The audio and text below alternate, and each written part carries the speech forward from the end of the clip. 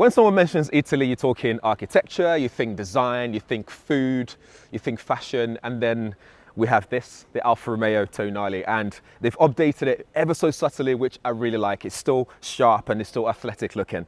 But let's get straight into it and see what we get here. So the headlights still familiar, so nothing changed there that much. They've stretched out this bottom half here. So before we used to have a little cutout here, they've stretched it all the way to make it look a bit wider because we get a wider track as well. And then we look at the Scudetto here. They've updated that grille as well to match some of the heritage of some of the older cars that Alfa Romeo do. So we have this slats now, which looks good as well. I think it looks sharper. And then we get this square. Two squares on either side, again just allowing for better cooling when it comes to that engine.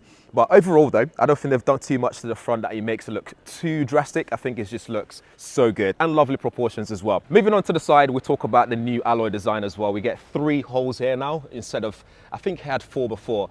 With Veloce we get red brake calipers, but this wheel is lighter and also allows better cooling for the brakes, which is a good thing. And then speaking about Veloce, there are different trim levels that you can get. You got the TI, we got the Veloce, which is going to be one that most people probably will go for, and there's also the base Tonale version, and there's also a limited run of the sports version as well, which looks good. You get black brake calipers on those. We'll slot that B-roll in so you guys can see the differences with those. And then over here we get the Italian flag motif on the mirror. Again, that's basically what we've known with Alfa Romeo. And then on the side, things looks very subtle. It's not aggressive in terms of the creases. We get this leading line that goes all the way to the back, gives it that compact look over on the back here. We've got Alfa Romeo badge with that plug-in finishing, which looks cool as well. This is the plug-in hybrid version, which means we are able to charge this. This is not going to be CCS or faster charge, but you don't need this for what you're getting in this package. Speaking of powertrain, in the UK, we're going to be getting the mild hybrid, the plug-in hybrid, which you have here. What we won't be getting is that Sprint trim level. We're not going to be getting diesel, and there's also American version, which has like 2-litre turbo or something like that. So it's a shame we're not getting that 2-litre turbo one though, because that would have been a lot more powerful for us here in the UK. Before I open the boots, you can see the tail light that stretches across the back, looks nice and slim profile, looks really good, matches the front as well. So it gives it a nice proportion in terms of the design. Back window wipers there as well. And then if you open up the boot, we see how much space we get there. So this is still pretty much the same, around 500 litres of boot space, which means you can store, I reckon 4 of this carry-on luggages will fit in there comfortably. And then you can fold the seat down as well if you want more space. And then we get under boot storage, so you can put your charging cables in there if you wish to do so. You got hooks there for your shopping bags so they don't dangle everywhere. There's also an extra space here. I say extra, just a space there to get in the boot if you're sat in the back, or if you want to store your ski or something like that, or golf clubs.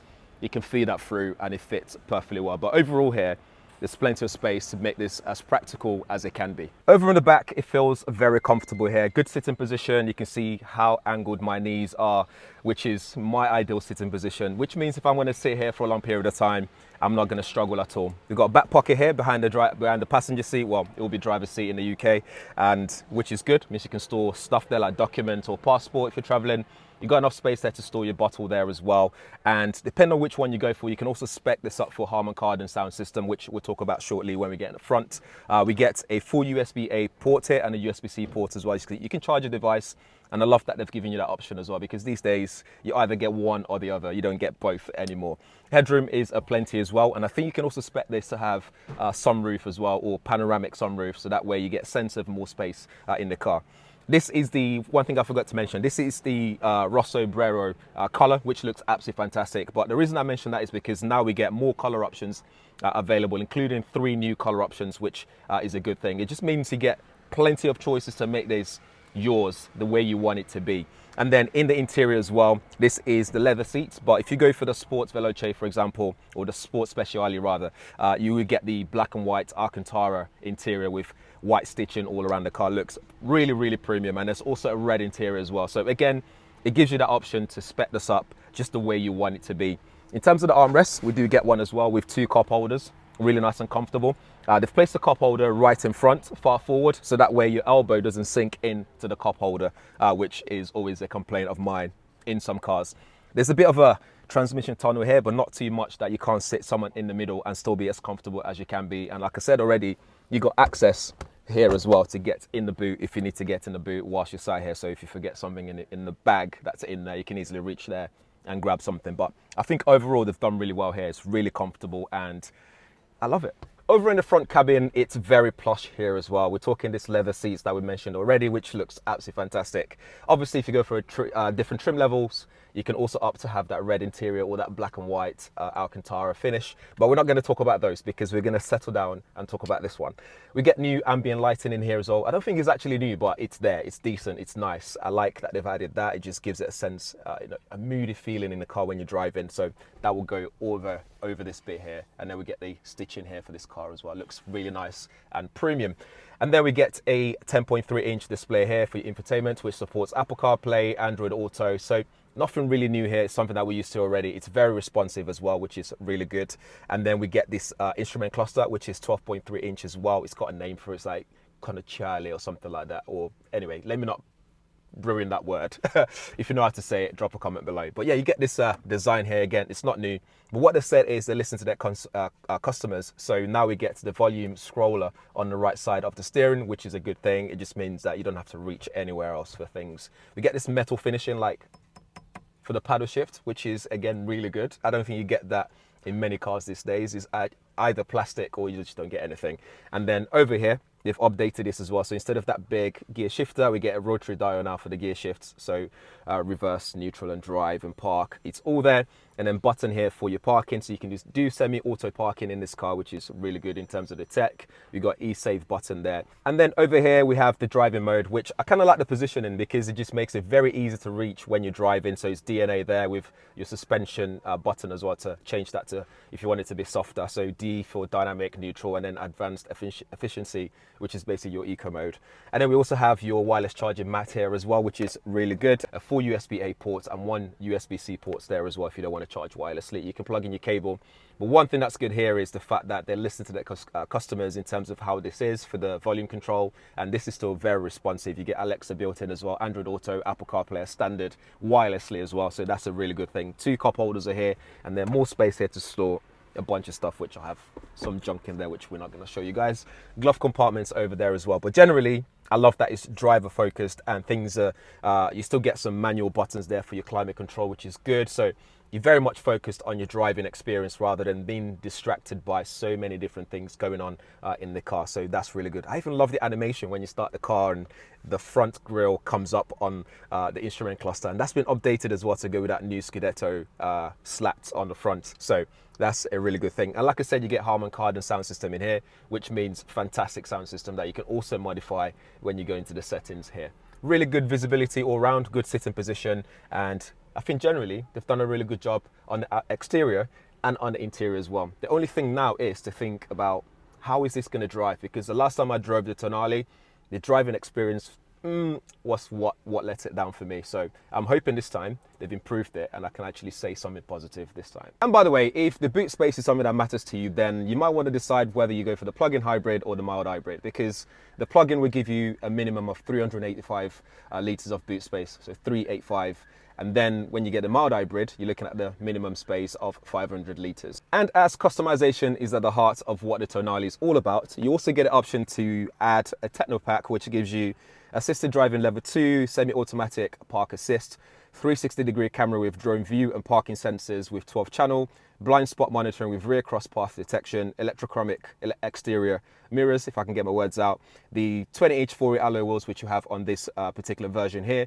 You also have the option for the Harman Kardon 14 speakers, which is 470 watts premium sound system in here with subwoofer and memories on the driver's seat. But what's also great is you can then take out bits that you don't want, so like suspensions and also like sunroof option. You can add those things or take stuff out if you don't want to get all that pack. So the Harman Kardon sound system, you can take that from that pack and say, actually, I don't want that if you don't want it. So as well as all the color options and seating options and all that stuff, that's something else to bear in mind. So coming to the UK, we have 2 power options, so powertrain options. We have the Hybrida plug-in, which is Q4, meaning it's 4-wheel drive.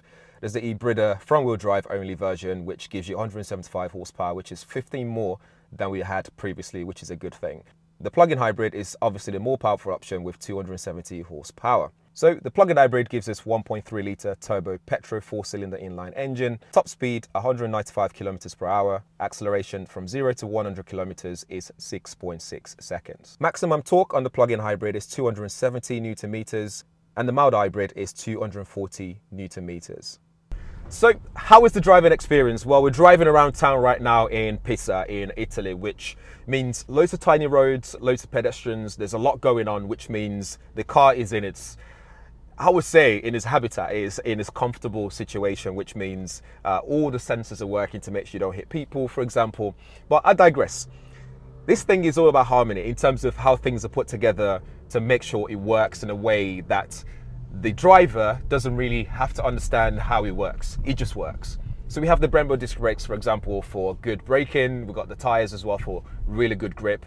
They've improved the tracks, so it's wider now as well for better agility and also better control, especially when you start going down around those windy roads. And they've also improved some of the stuff that I didn't particularly like on the previous version. So the way that the torque has been handed over from the electric motors to the combustion engine, so you kind of feel the jerkiness before, but it's a lot smoother now, which I really like. So here we have also this electric motor on the front, which is also generator. We got the combustion engine in the middle, and then we have the rear motor as well. So all in all, we get that four-wheel drive system, which works really well. So when it comes to handling and agility, this does a really good job at handling corners.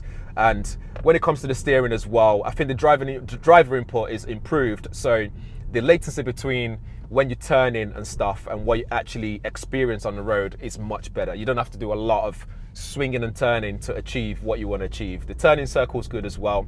You have different drive modes. So we have the DNA rotary dial here, so dynamic, neutral, and also your advanced efficiency system, which is basically your economy mode. Put it into dynamic mode, this allows for sharper torque, sharper release of power, and it's more responsive, and the steering gets a bit of weight to it as well, a bit of heft, which is nice, which is probably what I mostly drive this in, because as soon as you stick in neutral, which is for your daily driving, you start to notice that it's much lighter, and you can almost drive this or rotate the steering just using one finger. That's how lightweight it becomes. So I tend to then put it into dynamic mode most of the time. One thing I've noticed that they've improved as well is the way that the engine doesn't sound as painful now. So when it comes to how long it rides the gears for, it doesn't sound as long as it was before. So it doesn't sound as painful. So when you put your foot down, it sounds smoother, it's more responsive, the delivery is so much nicer, which I really like. So they've done a lot of improvement in that way. So I think no doubt when people buy this car, they're gonna have a much better experience in this than they did before, in my opinion. Elsewhere though, handling is good, visibility is good in the car as well. The braking is really good as well. It's not too sharp, it's not too abrupt or drastic. So when you put your foot down, it's a nice delivery to it, depending on which mode. Obviously, when it's emergency, you will feel that sharpness to it, but it's really good. And like I said, visibility is good all around the car. Sitting position is good. So I think overall, the driving experience is much better. It's improved, especially in this plug-in hybrid Veloce version, which is good. You also have your really strong metal paddle shift here. So if you want to take matter into your own hands, where you don't want the computer to decide when the gear shifts or when the hybrid, the delivery, the torque handover, when all that happens, you can simply just start using your paddle shift, and then you can ride things a bit longer. You can do whatever you want with it, basically. The power becomes something that's in your hands, so entirely up to you in that area. But I think overall they've done a really good job here, and I really like what they've done in terms of how comfortable it is as well. You can even adjust the suspension here, so you can have it to be so that the damper, you can have it to be soft if it's not soft enough. You can have it a bit softer if you want that. But generally, when it comes to potholes and stuff like that, I think it's done a really good job. One thing to mention though is the roads are better here, so when this reaches the UK, that is yet to be experienced in terms of the level of potholes that we have in London. We're gonna have to figure that out later on to see if this can handle that situation, those scenarios very well, and see if the damper is a lot more forgiving in those areas. But generally, really good. Road noise is obviously there. It's not the quietest of all, but it's not the end of the world. It's not the worst out there either. So it has a lot of competitions on the market, and funny enough, I keep seeing the Mazda CX-30, I believe, around here in Italy, and I just kept thinking these cars look very similar in terms of size and looks and all that stuff. But anyway, it has a lot of competitions from Audi and the rest of the market. So hopefully this will help Alfa Romeo join that crew in a much more comfortable manner, in a way that they can comfortably say, you know what, yeah, our car is one of the best in this segment. So that's something that would be really cool. But yeah, over to you though. Let me know what you think in the comments below. If you have any questions, drop them there as well. And yeah, it's been really lovely just driving this around and experiencing it.